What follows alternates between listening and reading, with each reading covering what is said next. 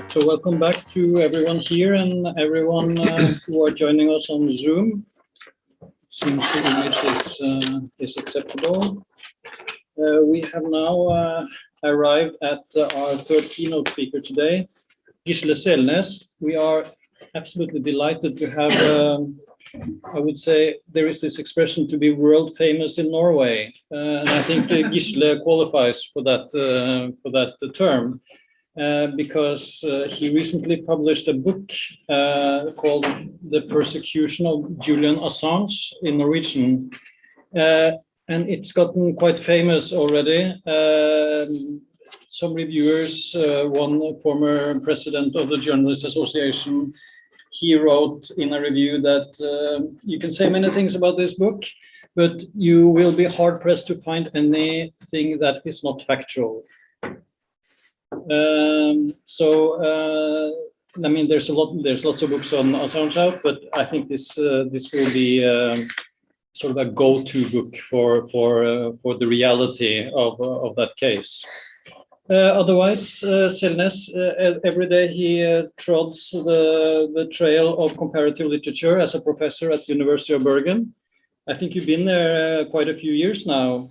Because remember from the 90s, as a young student of comparative literature, that the name Gisle Selnes started to pop up in various journals, literary journals, and so on. He has published on literature, literary theory, radical philosophy in politics, history, and cultural criticism. He's a translator of literary and philosophical texts, I think primarily from Spanish and Italian. Among Selnes' books are The Fourth Continent, Essays on America and Other Alien Phenomena. It's in Norwegian. This is a on-the-spot translation.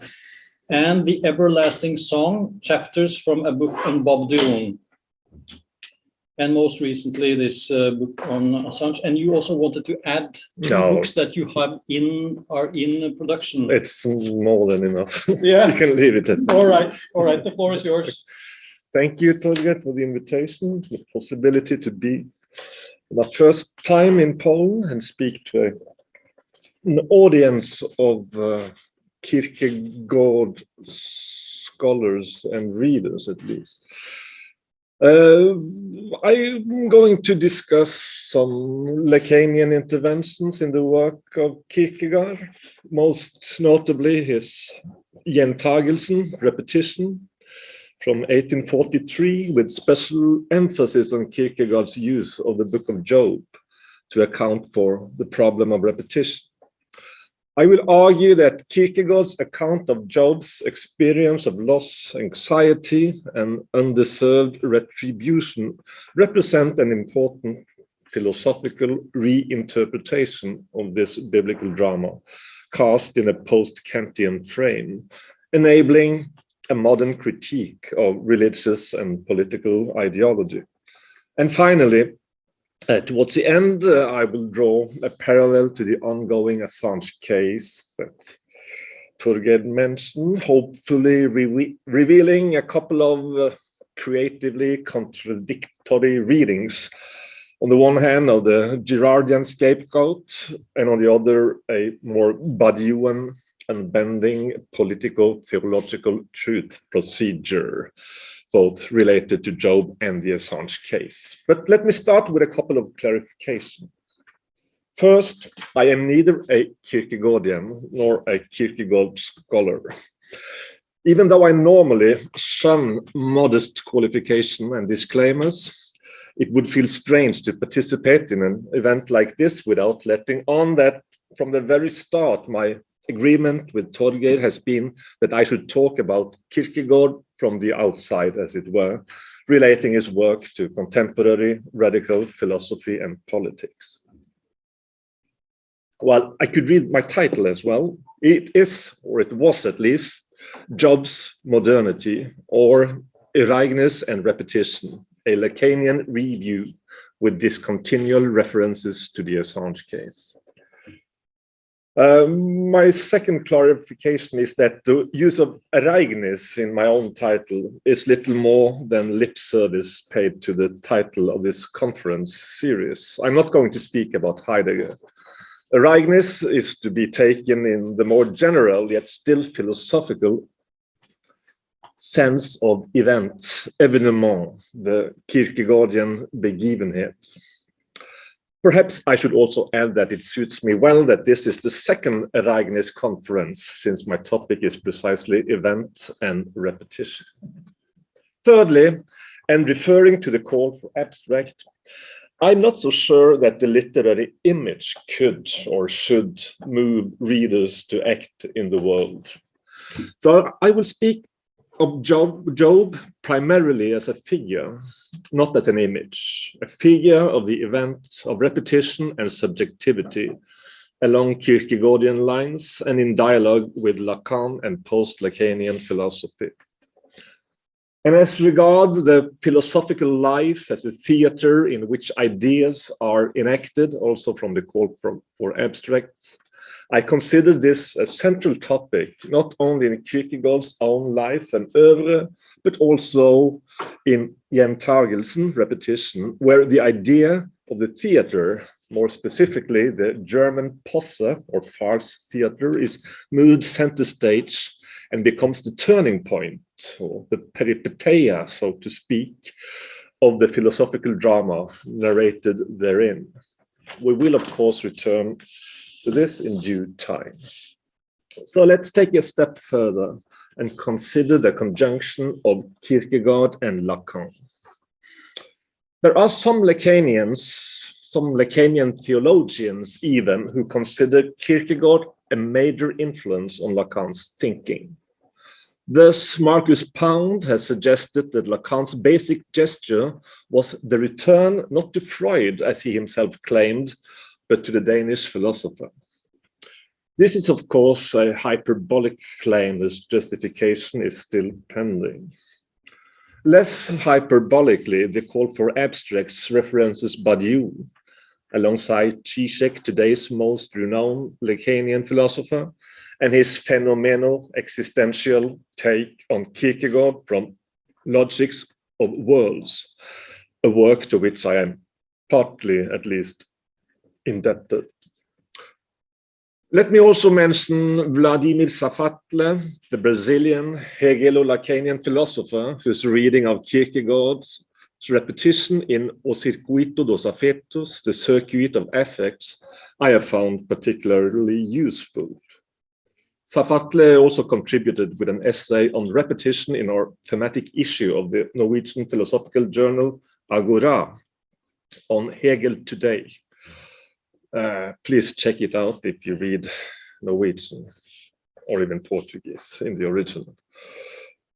Returning to Lacan and his return to Kierkegaard, the only reason, yet not a good one, I could think of for qualifying Lacan's work as a return to Kierkegaard is that the most extensive and most affirmative reference to Kierkegaard is found in one of Lacan's earliest seminars, more specifically number 2 on the ego in Freud's theory and in the technique of psychoanalysis from 1955. Here, Lacan introduces Kierkegaard as a humorist who discussed the difference between the pagan world and the world of grace, spurred by Christianity. The former, the pagan world, is somehow offhandedly associated with man's ability by Lacan to recognize his natural object, which is most apparent in animals. There is, Lacan writes, there is being captured by form, being seized by play, being grappled by the mirage of life. And that is also what a theoretical Platonic thought refers itself to, since reminiscence is placed at the center of Plato's theory of knowledge. Thus, Lacan writes, Plato's entire theory of knowledge is dyadic. It assumes that the outline of the natural object has already been sketched, and that it is available to the being whose Bestimmung it is to rejoin it, the object, in instinctual or epistemological harmony. Enter here in Lacan's seminar, Kierkegaard, the humorist, with his comedy of repetition. Allow me a more extensive quote from Lacan. It goes like this. But for certain specific reasons, a change occurred in this pagan reminiscence, Platonic scenario. Sin is from then on present as the third term between individual and object, and it is no longer by following the path of reminiscence, but rather in following that of repetition that man finds his way. That is precisely what puts Kierkegaard on the track of our Freudian intuitions in a small book called Repetition. I recommend reading it to those who are already somewhat ahead. Those who don't have much time should at least read the first part. Kierkegaard, Lacan continues, wants to avoid precisely those problems which stem from his accession to a new order. And he encounters the dam, the obstacle of his own reminiscences of who he thinks he is and of what he knows he will never be able to become. He then tries the experiment of repetition. He returns to Berlin, where during his previous stay, he had experienced infinite pleasure, and he retraces his own steps. You will see what happens to him, seeking his well-being in the shadow of his pleasure. The experiment fails totally, but as a result of that, he puts us on the track of our problem, namely how and why everything which pertains to an advance essential to the human being must take the path of a tenacious repetition. I'm getting close to the model which I want to leave with you today, so you can see the meaning of man's need for repetition. It's all to do with the intrusion of the symbolic register, unquote. Because whereas the ego is inscribed in a specular imaginary order, within which it relates in a proto-animalistic manner to a priori instinctual images of its objects of love, attraction, and or hate, aggression. The subject, on the other hand, belongs to the symbolic order, where its meaning is prescribed by the position it occupies within the signifying chain. Lacan's most elementary point, I believe, which he ends up illustrating by an elaborated reading of Poe's famous detective story, The Purloined Letter, is that imaginary identifications are effects of subjacent symbolic structures, and that the structures themselves are generated by repetition. The subject is, to quote the Lacanian formula, a signifier that represents the subject to another signifier, whereas the ego is the mirror image on which we all rely as a stabilizing object, originally so as to organize the polymorphous infant that we were into a budding individual, and without awareness of the symbolic structures that frames it, the object, and us ourselves, such as mother and father holding the infant so that she may recognize herself in the mirror, etc. Thus, we get with this opposition a matrix quite similar to Kierkegaard's opposition between Erindring, reminiscence, and Gjentagelsen, repetition, yet with an ironic twist. Konstantin Constantius's anonymous young friend is unable to establish a lasting erotic rapport with the object of his desire, because he relates to her as if his love were already a thing of the past. As in the Poetics of fin amour, or courtly love, famously discussed by Lacan in later seminars, the young lady occupies directly the position of das Ding, the thing, qua lost object. Hun pigen, dermed punktum. Om hun konkretere talt den eller den, det tenker han slett ikke på. She's nothing in herself, It's only a stand-in for woman with a capital W, the primordially lost object cause of desire that cannot be retrieved, only phantasmatically recollected. This is why the young man's love affair, is bound to relapse into poetry and aestheticism instead of being repeated on a daily basis through the ethical institution of marriage, to rephrase Constantius's explanation in Kierkegaardian Lacanian terms. Repetition, on the other hand, unlike recollection, implies an affirmation of one's symbolic inscription as subject. The readiness every moment, every ögonblick, to repeat and reaffirm one's allegiance to the beloved one in and through the institution of marriage is Constantius's paradigm for the mature, responsible subject. Let's note in passing that this work of love bears clear similarities to Badiou's concept of love as truth procedure and one of the four conditions of philosophy. Instead of losing himself in an Erinnerung, sacrificing the present moment and the social symbolic world to an interiorized past, the subject transforms the contingent event of Ereignis, of falling in love, into an ethical imperative, if not a compulsion, to repeat. And this is what subjectivity is all about. To repeat the contingent event of symbolic inscription by sticking to the signifier, endorsing and even desiring its endless repetition. Becoming a subject is, to revert to Badiou's parlance, coterminous with truth procedure. How should or how could we make sense of Lacan's rather odd preference for the first half of Kierkegaard's Gjentagelsen? That is the ironic story of the anonymous friend's aborted love affair, followed by Constantius's own cynical proof that repetition is impossible through his experimental return to Berlin, retracing and re-experiencing his former pleasure.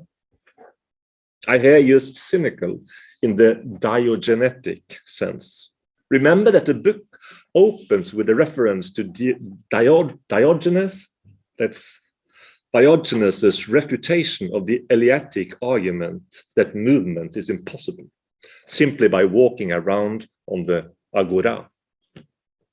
In a similar way, it seems obvious to me at least that Constantius's alleged experiment is staged as a debunking of the very idea of recollection as repetition. Time has passed, things have changed, as if an irrevocable fall, the intrusion of sin in the tranquilly erinnered experience has intervened, forever severing the subject from his imaginary memories. Constantius thus acts as a modern Diogenes, extending the limited space of the Greek agora to the city of Berlin, zooming in on the Königsberg theater, by which he also suggests a modern twist to the Baroque figure of the Theatrum Mundi, the world as theater. The wealth of detail in his reflections on the cultural poetics of the German Posse or farce theater seems out of proportion with the alleged purpose of just testing the feasibility of repetition. It also serves as a framework in which to introduce the notion of life as an improvised drama. This genre we ignore since we don't know how it ends. Here then is Constantius's preferred literary figure, the theater of ideas, or rather the theater as the forum where the idea of repetition is refuted. After which Constantius returns to his Copenhagen home to pick up his old habit of solitude and reflection. This, however, is where the real repetition occurs, refuting the refutation, as it were, Enter Job, a figure radically opposed both to the Greek conception of reminiscence and to the modern master trope of Aufhebung. And in a manner at least vaguely similar to the biblical book itself, the narration then cedes the word to the accursed subject, the anonymous, unhappy lover, casting Constantius in the role of Job's apologetic theological friends. Again, it is indeed a curious detail that Lacan prefers the first ironic, sophistic part of Gjentagelsen to the second one. With the title, Gjentagelsen even is repeated, and repetition apparently succeeds in a way not anticipated by Constantius. Arguably, the former, the first part, functions as a negative backdrop for the final act in the philosophical as well as the dramatic sense of the term, where the melancholic lover traverses the fantasy and touches the real of the situation, thus changing the coordinates of his subjective symbolic inscription. From a Lacanian perspective, the scenario is charged with psychoanalytic consequences, the analytical act awaiting on the horizon of Lacan's future seminars as a concept for the revolutionary, that is, successful outcome of the psychoanalytic cure, about the same time as the concept of the real gains importance in Lacan's topology of imaginary, real, and symbolic.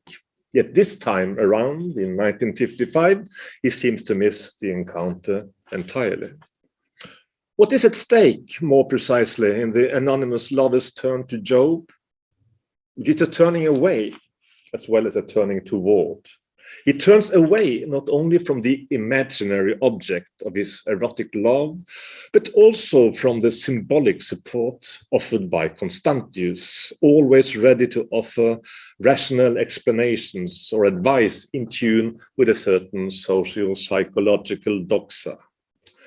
And more than a premeditated, willful act, the turning toward Job is an encounter, and a being encountered by a tolle lege, addressing the young man from the outside.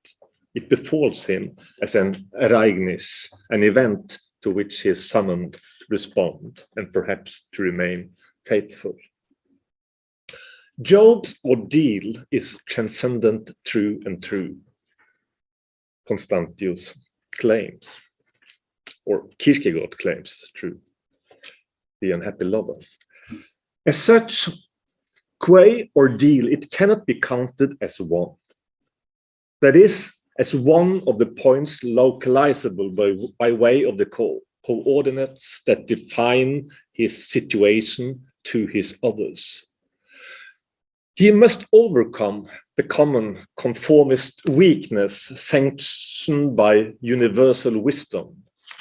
That is, the lack of utholdenhet til å gjennomføre en tanke når verden fort vekk tenker en imot. The lack of persistence to accomplish a thought when the world steadily thinks otherwise. First, then, the event, begivenheten, must be extracted from its cosmic circumstances. It must be clarified and given a religious baptism and a religious name beyond mere ethics or Sittlichkeit. It must be lived and taken on by Job, qua ordeal, in a moment of absolute dispossession, a wager without guarantees or calculabilities. Only when the ordeal is set and done may it enter the order of things as a recognizable point, whereby it loses its quality as ordeal or event. This is why Job's theological friends err categorically when they try to convince him that either he must have sinned and therefore has to repent, or he is being tried by God and therefore ought to stop raging and humiliate himself in order to get his final reward. Such calculated responses miss the entire point of the ordeal, that is, not to compromise the subjective truth of one's suffering, and one's own subjective innocence. In exactly the same way, the devoted young lover cannot follow the design to save the girl by compromising himself in the public eye proposed by Constantius. He must renounce this avatar of the big other, the subject supposed to know, whose workings he sketches eloquently in one of his letters, and assume the responsibility of his own desire, which is to stay faithful to the girl he is unable to marry no matter what. This is his own wager, his own ordeal, imitatio Job, to save his fidelity to the one he is bound to abandon as an act of repetition. Job stands forth as a remarkable modern figure of subjectivity and resoluteness, unwilling or even unable to yield to the cunning reasonings of his so-called friends, even though this means defying God's wisdom and righteousness. His faith is strong enough not to doubt that God will be able to answer him in a way that puts things straight and demolishes the arguments of his theological friends. Thus, it is not for nothing that Kant, in a text written just after he finished his third critique, titled Über das Misslingen aller philosophischen Versuche in der Theodicee, on the misfire of every philosophical attempt in theodicy, in which the book of Job plays a prominent role. It's not for nothing that Kant here asserts the inadequacy of human reason to decide on matters divine. Job speaks as he thinks, and with the courage with which he, as well as every human being in his position, can well afford, Kant claims. Job's friends, on the contrary, Kant continues, quote, speak as if they were being secretly listened to by the mighty one, over whose cause they are passing judgment, and as if gaining God's favor through their judgment were closer to the heart than the truth. Their malice in pretending to assert things into which they yet must admit they have no insight, and in simulating a conviction which they in fact do not have, contrasts with Job's frankness, so far removed from false flattery as to border almost on impudence, much to his advantage, unquote. Kierkegaard no doubt belongs to this post-Kantian genealogy, in which Job's right to rebel is asserted, as do many later commentators, Christians and atheists alike, who see in Job a herald of modern subjectivity.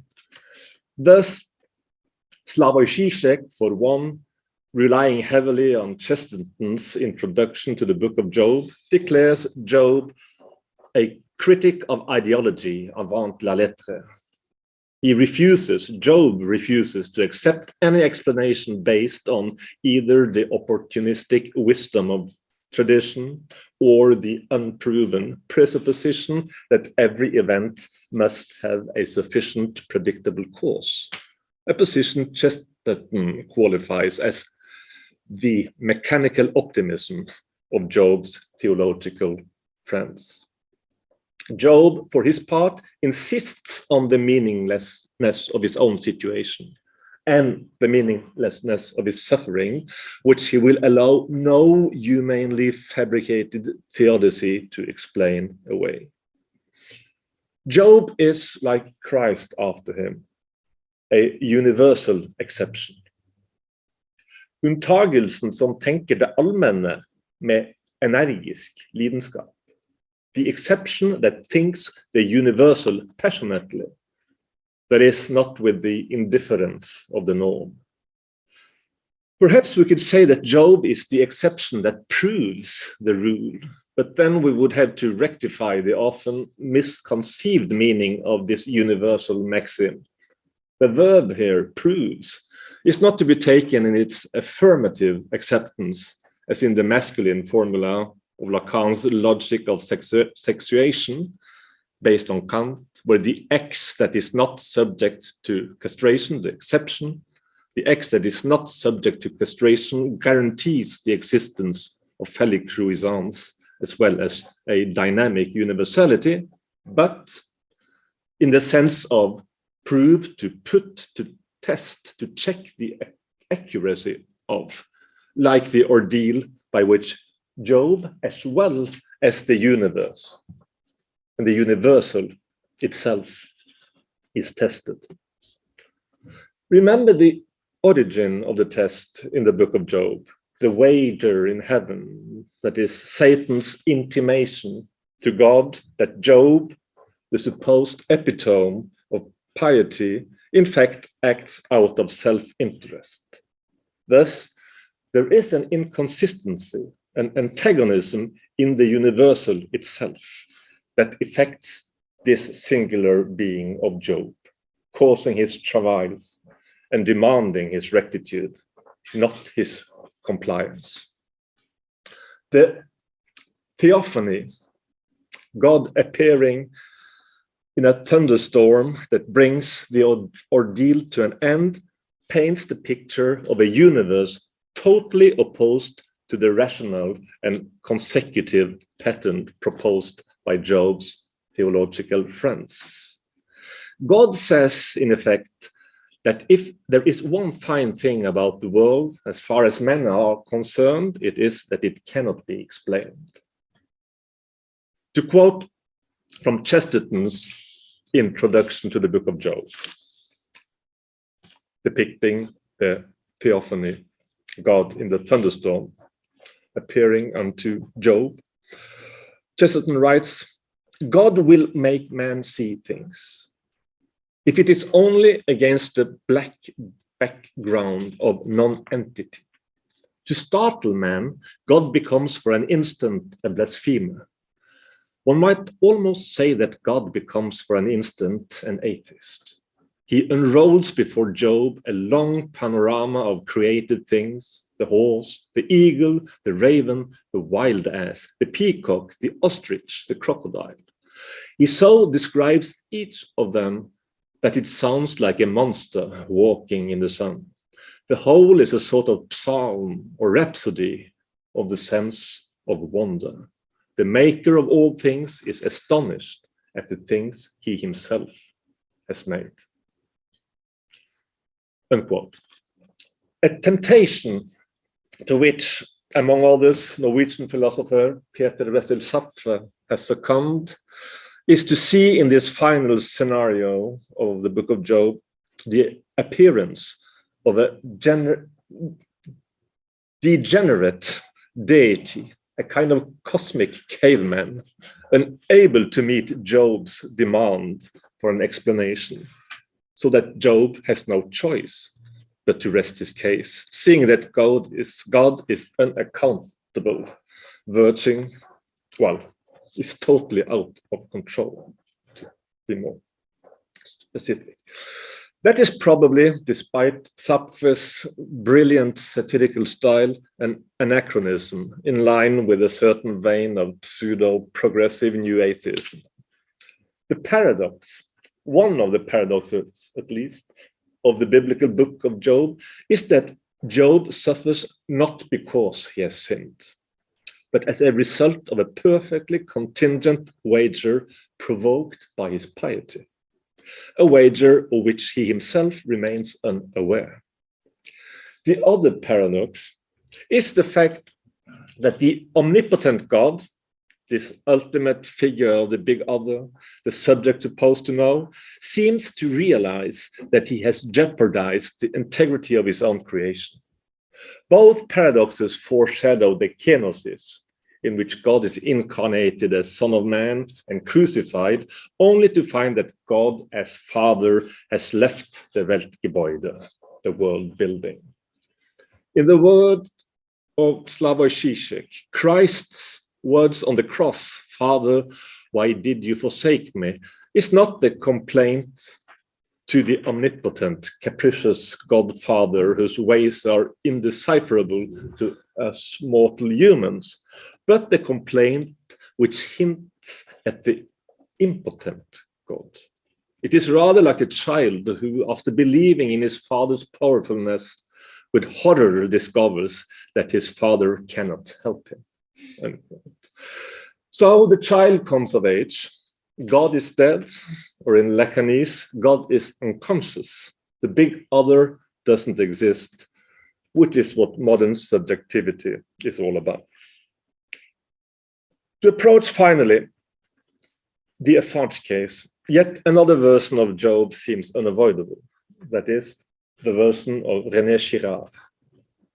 Elsewhere, I have, on a couple of occasions, and causing much scorn from intellectual or anti-intellectual enemies, drawn a parallel between the accusations directed against Job and those that have become part of the catalogue of endlessly recycled allegations leveled against Assange.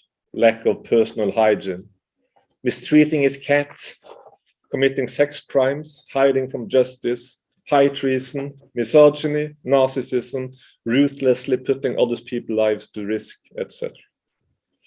We won't have time to go into details here, so I just have to refer you to well-documented sources, such as my own last book, mentioned by Torgeir, co-written with Frode Helmik Pedersen, in Norwegian, or, for instance, Nils Meltzer's German book on Der Fall Assange, translated both into English and Swedish. So my first concluding point is simply that the archaic scapegoat mechanism, reconstructed by Girard with Job as the most paradigmatic example, is working very well in today's mediatic culture, and that Assange is perhaps the most obvious case in point. As you all probably know, Girard claims that the Book of Job contains the scapegoats, that is Job's rebuttal of the standard accusations heaped on this figure of the scapegoat by its persecutors. Since they are unable, the persecutors are unable to shut him up, instead of the myth of Job, narrating the terrible crimes he committed before he was heroically defeated, we have got the Book of Job, in which the truth about the groundless persecution is revealed. Remember the weird proliferation of charges leveled against Job in the Book of Job by his theological friends, such as: you stripped people of their clothing, leaving them naked. You gave no water to the weary, and you withheld food from the hungry, etc. Accusations of which there are no traces whatsoever in the narrative framework, where Job is depicted as blameless and upright, fearing God and shunning evil.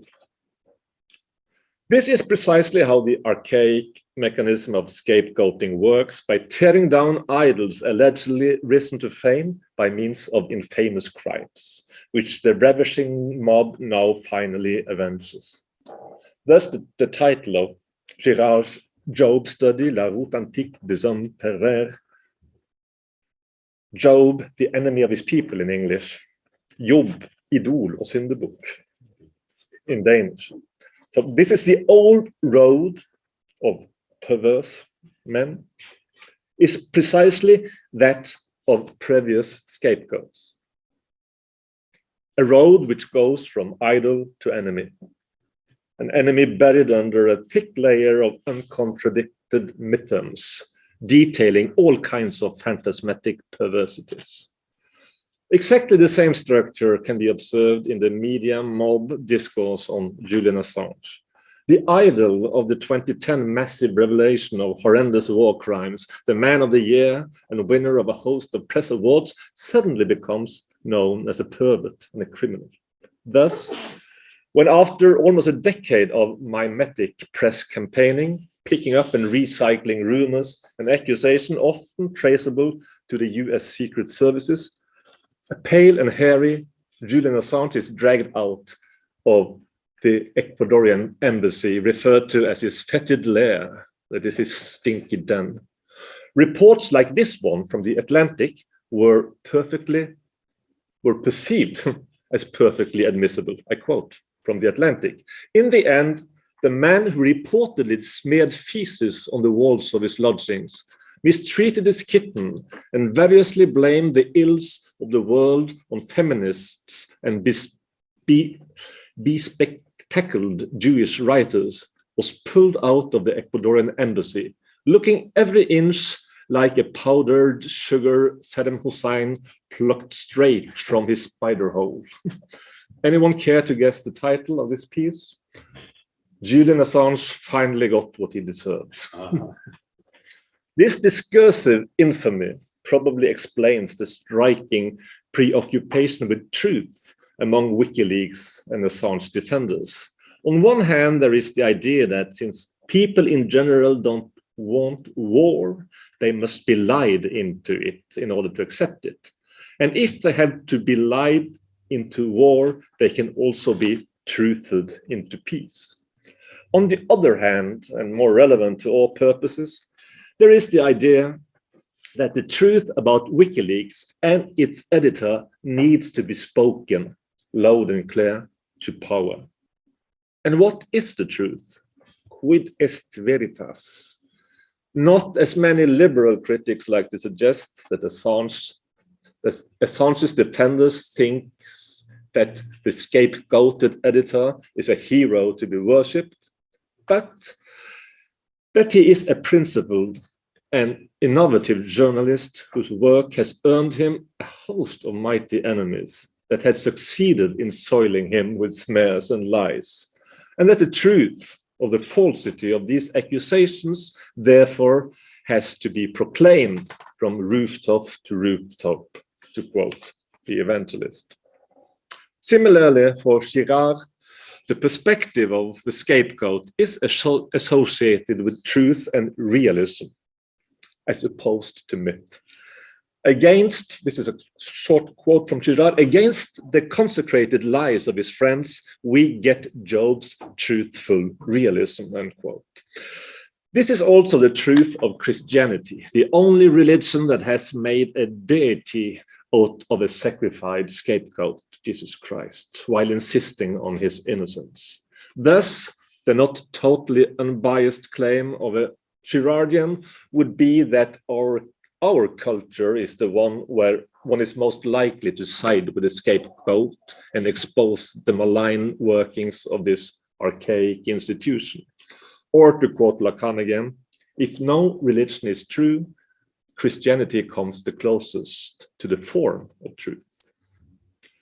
My second and final concluding point takes us to Kierkegaard's Job and the concept of begivenhet, event.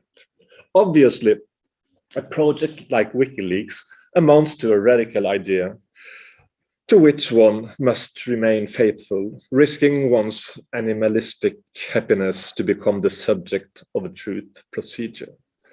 In a situation where statal and corporate secrecy was rapidly increasing due to the global war on terror and neoliberal deregulations, while at the same time being more exposed to leaks than ever due to the digital revolution, WikiLeaks' idea was to provide secure systems for whistleblowers as well as a global network for both storing and publishing truthful information of public interest. The 2006 founding of WikiLeaks was the event that sought to enact this idea, creating a sequence that might ensure its crystallization as a new reality or reference point in the world. This is what a true radical act amounts to, changing the coordinates of the situation, displacing the limits of possibility in and through the act, so that what was previously perceived as impossible retroactively becomes possible. The 2010 leaks provided by Chelsea Manning opened a new horizon for journalism as well as for politics.